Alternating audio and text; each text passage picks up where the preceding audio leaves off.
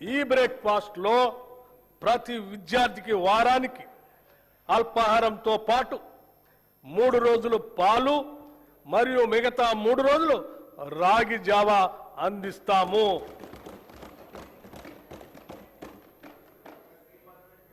This landmark initiative will improve nutrition and health outcomes, increase attendance and punctuality, reduce dropouts and absenteeism.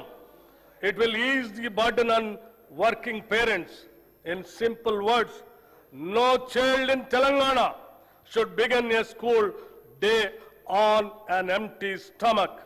This is a watershed reform for student welfare.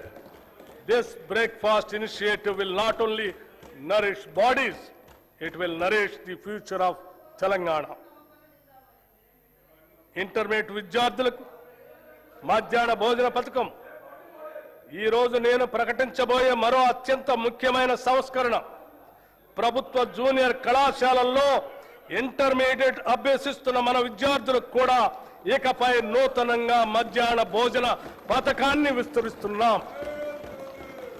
విద్యార్థుల సంక్షేమం కోసం మనం తీసుకుంటున్న చర్యల్లో ఇది ఒక సరికొత్త అధ్యాయానికి నాంది. కౌమార దశ అనేది ఎంతో కీలకమైన దశ.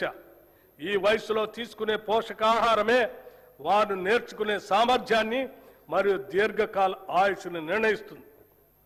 అధ్యక్ష, ఈ 2 పథకాలు ఈ రాష్ట్రంలో అద్భుతమైనటువంటి మానవీయ కోణంతో తీసుకున్నటువంటి గొప్ప నిర్ణయాలను చెప్పడానికి ఎటువంటి సందేహం లేదు.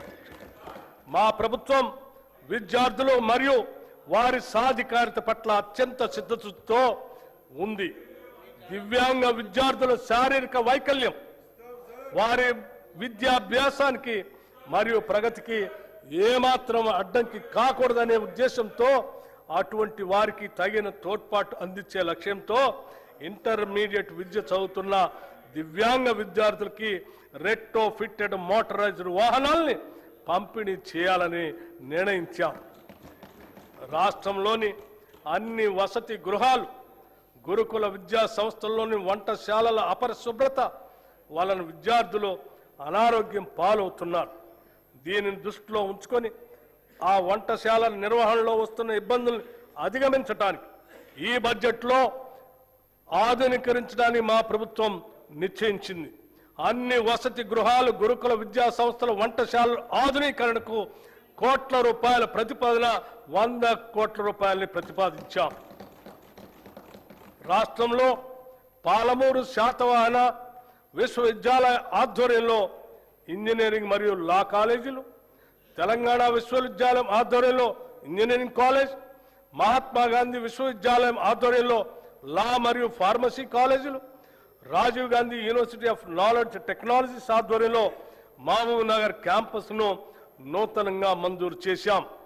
వీటికి అదనంగా ప్రభుత్వ పాలిటెక్నిక్ కాలేజ్ కోస్గిని ప్రభుత్వ ఇంజనీరింగ్ కళాశాలగా